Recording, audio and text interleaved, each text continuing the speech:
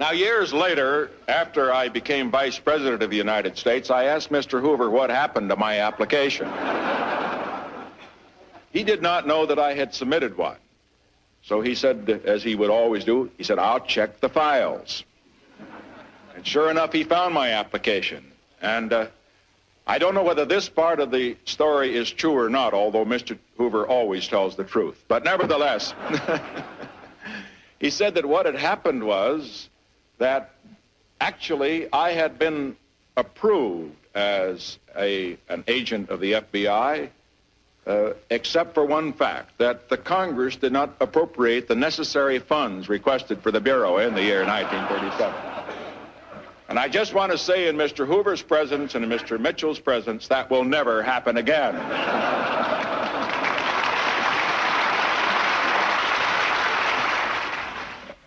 The FBI never had a budget deficit. The FBI got all the money it wanted from Congress. It was one of the few groups, one of the few institutions that got money from Congress whenever it wanted the money. Nixon and J. Edgar Hoover both lied. Nixon and Hoover were close all the way back into the 40s. From the time of the Hiss case, there really wasn't enough to convict Alger Hiss in the beginning. In fact, the first jury was a hung jury. Hiss was not convicted. And then new information was developed. Where did that information come from? It probably came from the FBI. The FBI and J. Edgar Hoover fed that information to Congressperson Nixon, and Nixon became internationally known as the great communist hunter in the U.S. Congress. His reputation was made almost overnight. The most famous moment of all was the finding of secret documents in a pumpkin. Why didn't anybody laugh? Why didn't people regard that as total looniness? Finding documents in a pumpkin in a farm field? And those documents were enough to convict Alger Hiss.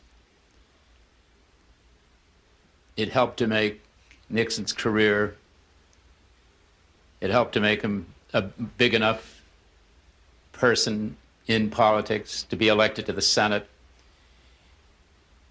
It enabled him to collect right-wing people, right-wing money all over the country for the presidential run in 1960, in which he failed, of course, but nonetheless the presidential run.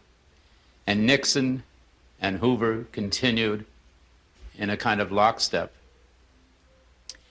They helped to produce the idea that class is justice, and class is probably justice in every country.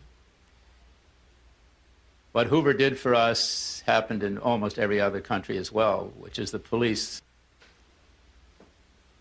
the secret police, fell outside the law. The law did not apply to the secret police. And eventually the law didn't apply to any police. And that's true today in our country, and it is true in Eastern Europe and in the so-called democratic countries of Europe. And it's one of the most important issues that any country has to face, that there is a law for the police and a law for the rest of us. And the police live outside the law that applies to us.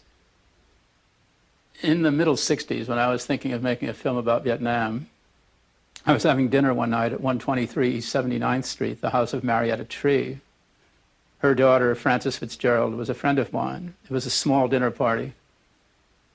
Bob Silvers, the editor of the New York Review of Books, Frances Fitzgerald, Lord Avon, who had been Prime Minister of England as Anthony Eden, and his wife, who was Churchill's daughter. The ladies got up and left, as is customary in English households, even in America. And the three men sat and smoked and drank brandy. And suddenly to hear Lord Avon say, "Mr. Antonio, I found your film about McCarthy very interesting." I said, "Well, thank you." And I said, "I think you could do me a favor." He said, "Really?" I said, "I'm going to do a film about Vietnam, and I read your book about Vietnam, and I liked it very much. And I'd like to come to London and film you." He said, "Well, you can't film me in London because I'm in the country most of the time. I'm not well." but do come. He said, you can stay with us, and your crew can stay in the inn. Well, I said, that's very gracious, thank you. We exchanged letters. I have the letters. And then a second letter came from him saying, due to doctor's orders, I'm afraid I can no longer give you the interview, nor entertain you. And as a matter of fact, I'm leading a restricted life. I didn't find that at all curious. I knew that somehow the old short circuit was in.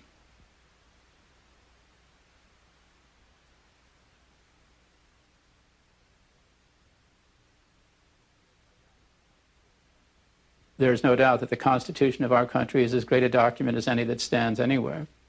And it's equally great and unfortunately true that the Constitution is simply ignored. We have censorship here. In other countries, there's censorship, and they say they have censorship. Here we say we have freedom and we have censorship. A film of mine, In the Year of the Pig, about the war in Vietnam, when it opened in California, the theater was broken into at night, and somebody took a big black paintbrush and in tar drew down the screen the word traitor. That's the most effective criticism there is. There's no review in the New York Times, no review in Variety, no review in any fancy magazine that would damage a film as much as damage to property, because that's something we understand really wholeheartedly. And the word was out. There was a story in Variety, and the film never appeared again in a theater until much, much later, and it made no difference.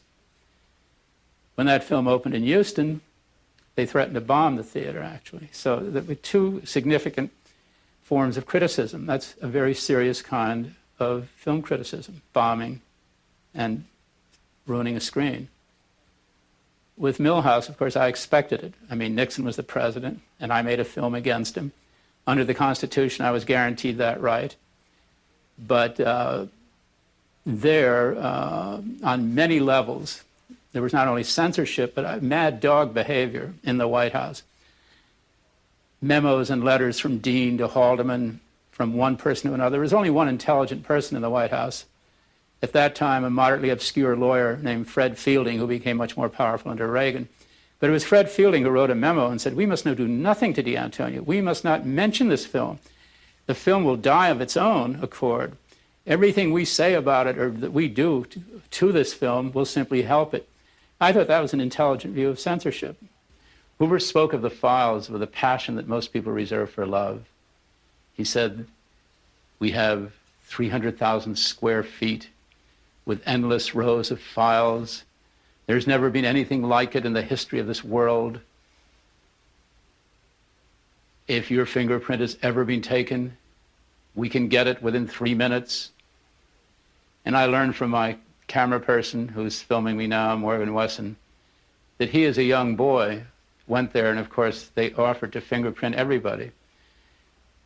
But this wasn't just a charming gesture on the part of a bureaucrat.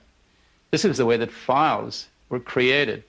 The young boy of 10 who had his fingerprints put in an FBI file could become the left-wing criminal of 21 who joined SDS or was against the war in Vietnam, who thought blacks should have the vote in Mississippi.